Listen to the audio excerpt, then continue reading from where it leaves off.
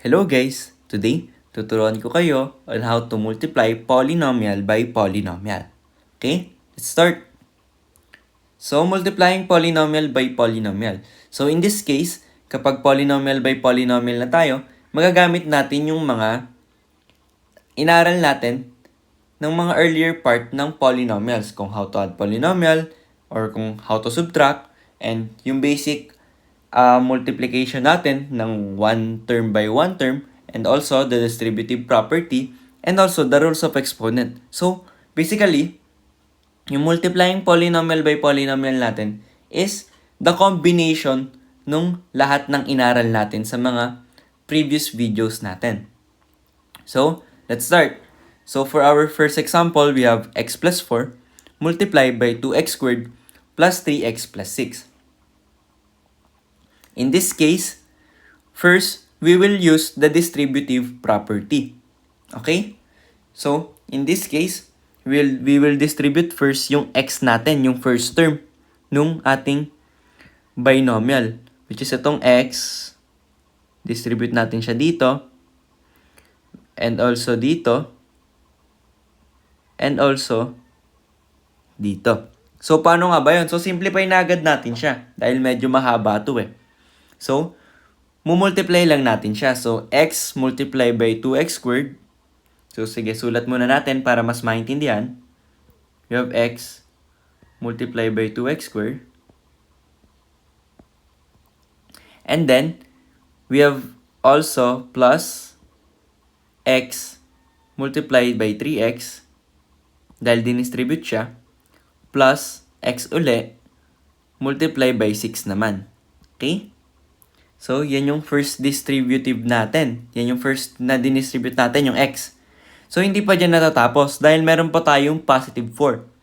So, yung positive 4, i-distribute uli natin siya along etong 3 terms natin sa ating trinomial. So, distribute natin yung 4 dito sa 2x squared. So, magkakaroon tayo ng plus 4 times 2x squared. Plus uli ng 4. Ito, didistribute naman natin to dito sa 3x natin. 3x.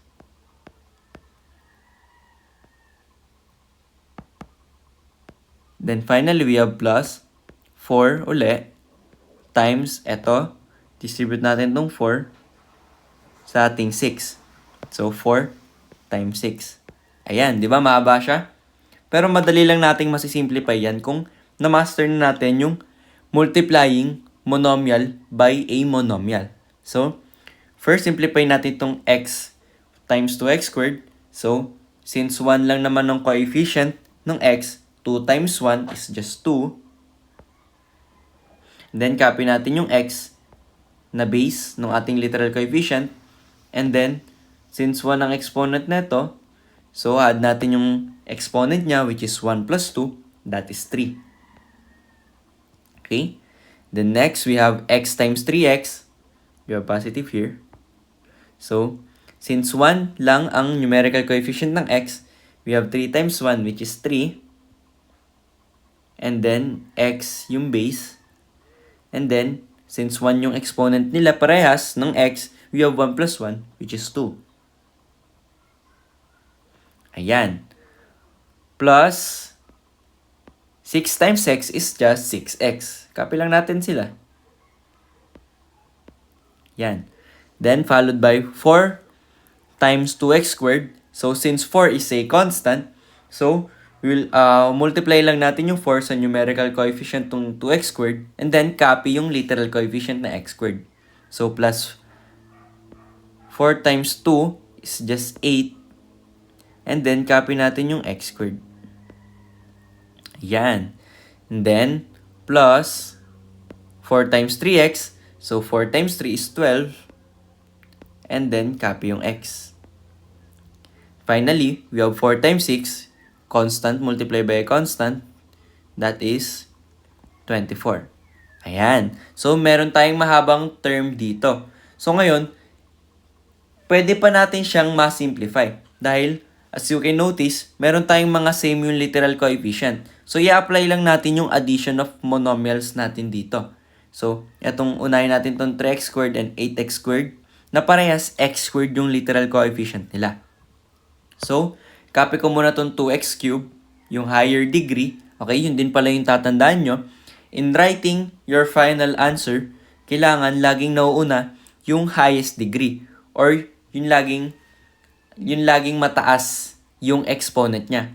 Okay? So, highest degree, ang ibig sabihin ng highest degree, yung pinakamataas yung exponent. Okay? Yun lang naman yung tinutukoy natin sa degree. Titingin lang tayo sa exponent niya. Okay? So, copy natin yung 2x cubed.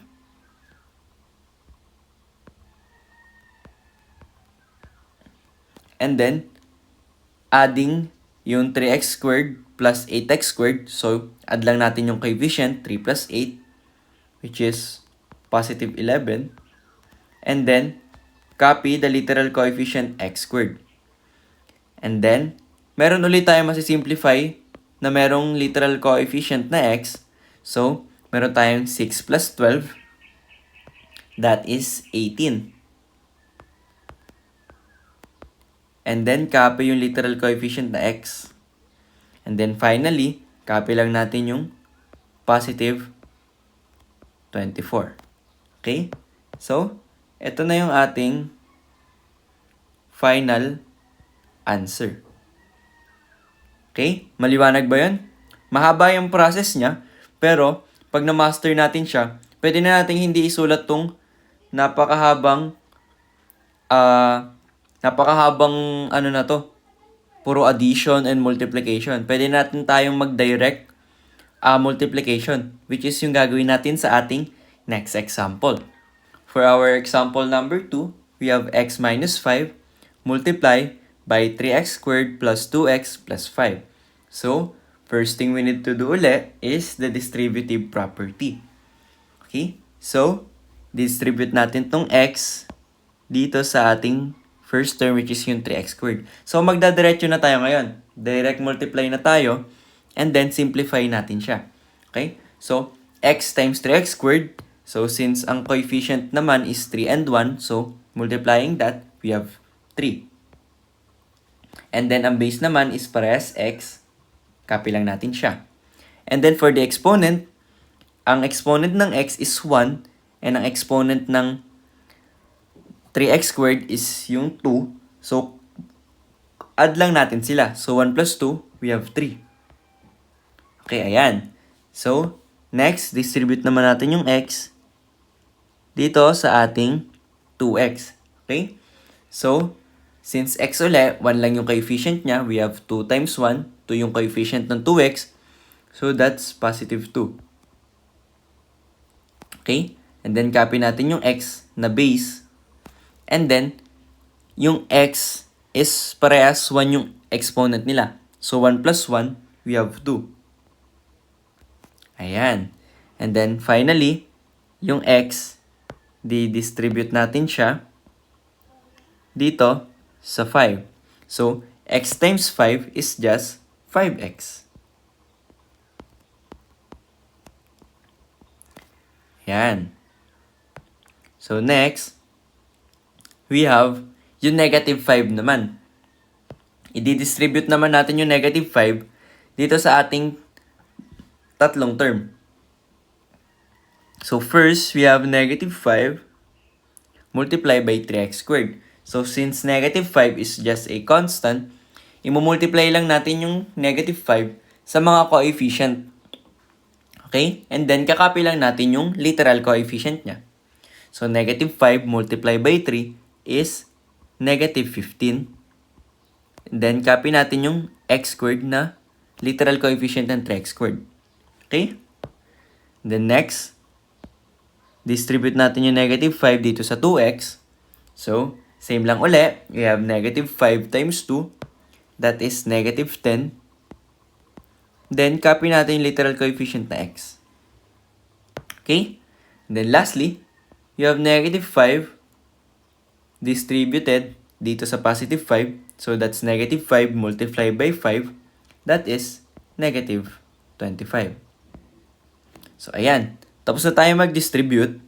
Ngayon, isi-simplify na natin siya. Dahil meron ulit tayong mga terms na may parehas na literal coefficient. And then, we can combine these terms. Okay? So first, copy natin yung 3x cubed dahil siya yung may highest degree and wala naman siyang kaparehas na literal coefficient. So, as is na siya. So, I have 3x cubed. Okay? So, first, itong 2x squared and minus 15x squared. Parehas sila ng literal coefficient na x squared. So, combining these two, so, coefficient lang uli ang pagbabasihan natin, yung numerical coefficient rather. So, that's 2 minus 15. Okay? And then, 2 minus 15 is just negative 13. And then, copy natin yung literal coefficient na x squared. Okay? Next, we have this 5x and then negative 10x. So, same sila na literal coefficient is x. So, we will need to combine the numerical coefficient nila, which is 5 and negative 10. Combining these two, we will have 5 minus 10, which is negative 5. And then, copy lang natin yung literal coefficient na x. And then finally, copy lang natin yung negative 25 dahil constant naman siya and wala na siyang kaparehas na constant sa ating series of terms. So, copy lang natin siya. And that's it for our example number 2. Okay? This is our final answer. I hope hindi kayo nalito. Kung una, paano gumagana yung distributive property. Pangalawa, paano natin minultiply yung mga terms.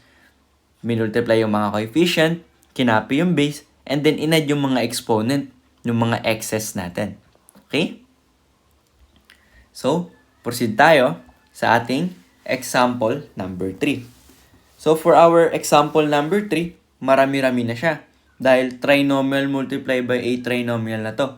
Unlike sa first two example natin na binomial multiplied by a trinomial lang siya.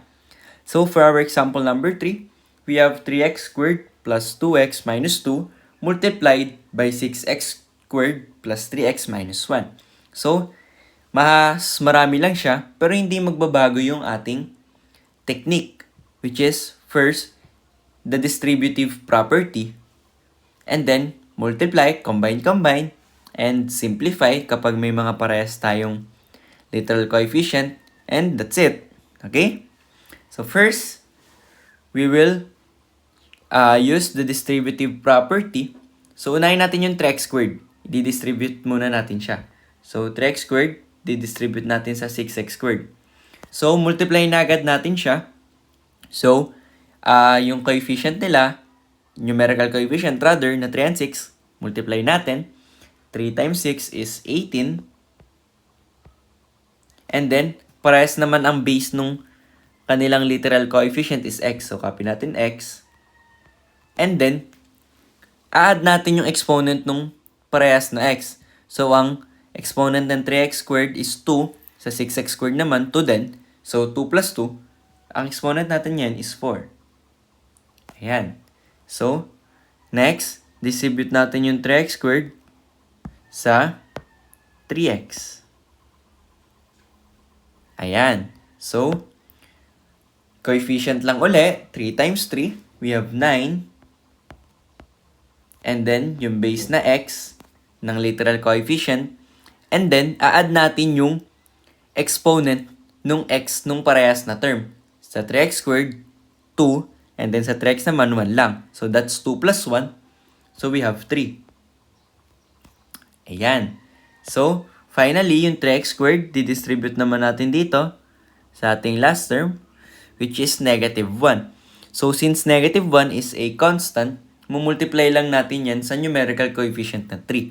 So, 3 times negative 1 is just negative 3. And then, copy natin yung literal coefficient ng 3x squared, which is x squared. Ayan. So, tapos na tayo sa 3x squared. Sunod naman natin is yung ating 2x. So, distribute natin yung 2x. First, dito sa 6x squared. So, we have numerical coefficient muna na 6 times 2, we have 12, positive 12. And then, base naman is parehas x. And then, combine natin or add natin yung exponent nung parehas na x, which is 2x. Ang exponent ng x is 1, 6x squared, 2 yung exponent ng x. So, 1 plus 2, we have 3. Ayan. And then, 2x, distribute natin siya dito sa ating 3x. So, we will have 2 times 3 muna yung coefficient, which is 6. And then, copy natin yung x. Dahil parehas naman siyang base ng ating term. And then, ang exponent ng x ng 2x and ng 3x parehas 1. So, that's 1 plus 1. We have 2. Ayan. And then, finally, 2x, distribute natin siya dito sa negative 1. So, we will have negative 1 times 2x. That is just negative 2x. Ayan. Tapos na tayong i-distribute yung 2x. So, ang final term natin is negative 2. I-distribute naman natin siya. So, negative 2, distribute muna natin sa 6x squared. So, since negative 2 is a constant, mumultiply lang natin yan sa coefficient nung ating term na monomial or yung ating monomial rather. And then, copy lang natin yung literal coefficient niya. So, that's negative 2 times 6. That's negative 12. So, sulat ko na dito sa baba. And then, copy natin yung x squared. Okay? The next, negative 2, di-distribute natin dito sa 3x. So, multiply lang natin yung coefficient na 3 sa negative 2. That is negative 6. And then, copy lang natin yung x na literal coefficient ng 3x. And then, finally, negative 2, distribute lang natin siya dito sa negative 1. So, both constant. So, multiply lang natin. Negative 2, multiply by negative 1. Magka-cancel out yung parehas na negative, magiging positive.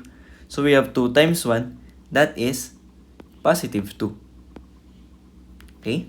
So, yan. Mahaba-haba siya. Pero, we can simplify this further dahil maraming pare-parehas na literal coefficient siya. Pero, unang gagawin natin, kakopy lang muna natin yung 18x to the 4th dahil wala naman siyang same literal coefficient. So, we have 18x to the 4th. And then, followed by etong mga x raised to 3 natin. Meron tayong dalawa. So, pwede natin i-combine yung may x raised to 3 dahil same sila ng literal coefficient. So, coefficient, yung numerical coefficient lang ulit tayo. Combine natin. So, we have 9 plus 12. That is 21. And then, copy natin yung literal coefficient na x cubed. Okay? So, next, we have naman yung mga x squared na terms. Ito, medyo madami to. Yan, meron tayong 3. So, coefficient lang uli yung titingnan natin. So, we have negative 3 plus 6. That is 3. Positive 3. And then, 3 plus negative 12. That is negative 9. So, we have minus 9. Then, copy natin yung x squared na literal coefficient. Okay? And then next, we have this, yung x lang, yung x raised to 1 lang natin. So, combine natin sila. We have negative 2 plus negative 6. That is negative 8. And then, copy lang natin yung literal coefficient na x. And then, yung positive 2, since wala naman ng ibang constant, copy lang natin siya. So, ito na yung ating final answer sa ating minultiply or sa ating example na ito. Okay? Medyo mahaba siya, pero step-by-step process lang tayo para mag-arrive tayo sa ating final answer. Okay? I hope naintindihan nyo up to this point kung paano natin sinagutan tong example number 3 natin. Okay? So, for our fourth example, no, kindly comment down your answer sa ating chat box and let's see kung naintindihan nyo na kung paano mag-multiply ng polynomial by a polynomial. Mahaba yung process, but kung susundin natin yung step by step natin, makukuha natin yung ating final answer. Okay? Kung medyo nalilito pa, pwede nyong balikan yung first part ng video na ito, yung mga first examples natin, and then, maintindihan nyo naman na siguro yun kung binalikan nyo. Pwede nyo yung paulit-ulitin. You can take your time para maintindihan yung ating overall process dahil mahaba nga siya. Okay? And kung medyo nalilito pa talaga and may katanungan kayo, kindly comment down your question sa ating chat box and sasagutin natin siya sa mga susunod na video. Okay? So, that's it for our video for today. All about multiplying polynomial by a polynomial. And I hope may natutunan kayo sa ating lesson na ito. And thank you sa inyong panonood.